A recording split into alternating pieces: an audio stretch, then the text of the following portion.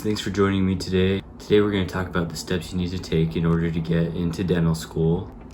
I'm going to go over the prerequisite classes, the classes I took on top of the main prerequisites. I'm going to go over shadowing requirements that most dental schools have. I will also be going over volunteer hours, extracurriculars, and how they look at things like manual dexterity and jobs. If you're only interested in listening to one of these sections, I will be leaving the timestamps for each section down below. I will also be leaving a couple of disclaimers of things that I learned before and during the application process. To start off today, I will be talking about the prerequisites. Before I get started, I'd like to introduce myself. My name is Daniel Barak. I'm a current D1 student at Torrey College of Dental Medicine.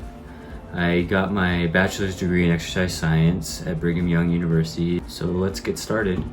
So first I want to talk about the prereqs that most dental schools look at. If you're not aware already, there are baseline prereqs that most dental schools require. Then there are requirements that certain programs have that are unique to those programs. In order to find out what those requirements are, you're going to have to go to that program's site, most likely under admissions, and then there should be a prerequisite tab somewhere in there.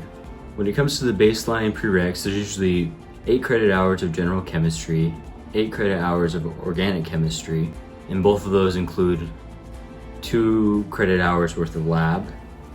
There's also 8 credit hours of physics with 2 credits of lab. And there's usually around 6 credit hours to 8 credit hours of biology with or without lab, which can vary depending on the program that you're applying to, but it's safe to have at least 8 credit hours with 2 credits of lab.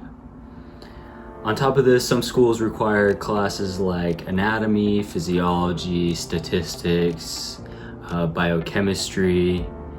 Biochemistry is actually probably more of a baseline requirement.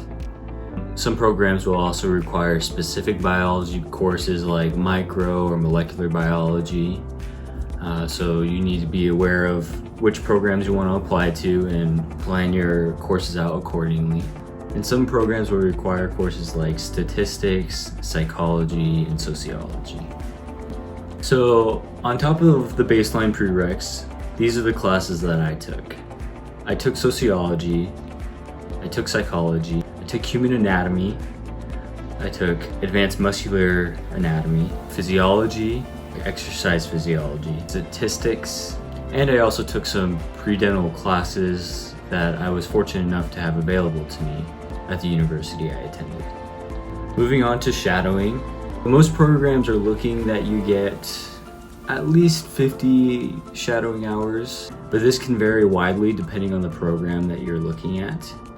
I've seen requirements for shadowing hours being anywhere between 40 hours and 100 hours. And just some disclaimers, schools are looking that the majority of your shadowing hours actually come from a general dentist and not a specialist. This is because most programs are training you to become a general dentist, and they want to make sure that you are interested in general dentistry and not just some specialty program. Now, if you are interested in a specialty program, that's fine. Just make sure that you do have a good amount of your shadowing hours under general dentistry. If you have a family member who is a dentist and you do shadow them, that's great. I know many people who do that and they're able to get tons of shadowing hours. Just keep in mind that when you're applying to dental school, you will have to have a letter of recommendation from a dentist, and you don't want that dentist to be a family member. So if you are shadowing a family member, just keep in mind that you probably want to reach out and shadow someone else so that you can build a relationship, so that when you are looking to apply to dental school, you can have someone to go to for your letter of recommendation. Now, on top of this, if you're looking at a specific program, make sure to check out their specific requirements. I know some programs have ridiculous requirements like 100 plus shadowing hours just from one general dentist. But for the most part, you would be good if you had probably around 75 to 100 shadowing hours. Obviously, you can always get more. Just from my experience, that's around the cutoff for what schools really want, even if their prereq is lower. So now talking about volunteering, people may be wondering if you have to have a specific type of volunteer experience. When I did my volunteering, I did everything from translating to assisting in a dental clinic. So it doesn't really matter what your volunteering experience is. But that being said, I would look at maybe finding volunteer opportunities in the healthcare industry, since that's what you're going into. Not that it will make a difference on your application and how the committee will view it, but it'll just give you more experience so that you're more comfortable and understand what you're getting yourself into. I do have to add one thing: if you do volunteer in the healthcare field or in like a dental clinic, just know that you cannot use those hours for both volunteering and for shadowing. So now that I've gone over the 3 main things that you should be working on throughout your undergrad experience, I'm going to go into some other things that they're looking for on your application and or there's space for on your application. So the first thing is manual dexterity.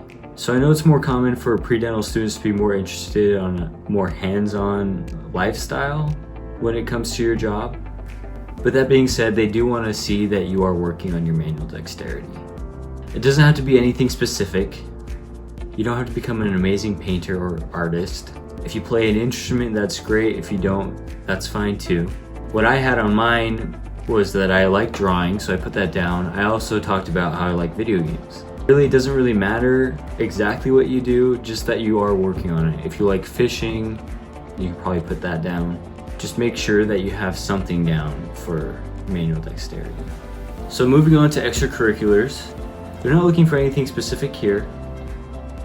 They just want to know that you are an interesting person, that you're not spending all your time in academics, but that you are also focusing on becoming a well-rounded individual. For example, I put down that I like to exercise. I've had a gym membership since I was 14. I've gone pretty regularly, even though it doesn't really look like it right now during COVID. And that's something that I've been pretty committed to, and I think schools like to see that you start something and that you see it through and that you are consistent with it. So some other things that schools will take into account when looking at your application are things like if you had a job and what you've achieved. For those of you out there who are working and going through school, just know that schools take that into account when looking at you as an applicant. They like to see that you had a good workload. Now, if you don't have a job, that's fine too. I know people who've gone to dental school without working in their undergrad. That just means that they might expect more from your GPA and from your extracurriculars. When I was in my undergrad, I was a security guard, which eventually led me to finding a job as an undergrad research assistant, which, just as a side note, you don't have to have research experience on your application, but it is something good to have if you have it available to you. Moving on to the achievements, this is a part of the application process that I wasn't aware of, but there is a place to put specific awards that you have received. In my case, I didn't have very many awards that I won, but I did put down that I was an Eagle Scout and that I had won a bodybuilding competition when I was 17. So although might not be a vital part of your application, it can set you apart, especially if you are interested in something that is unique. So that's everything I wanted to cover here today. If you have any questions about anything that I covered or something I didn't cover, please leave a comment below and I will get back to you. For those of you who are interested in knowing what my application looked like, including my DAT, my GPA, my extracurriculars, I will be coming out with a video next week covering this topic. So make sure you hit the like, subscribe, and notification button so that you don't miss that video. Thanks for tuning in.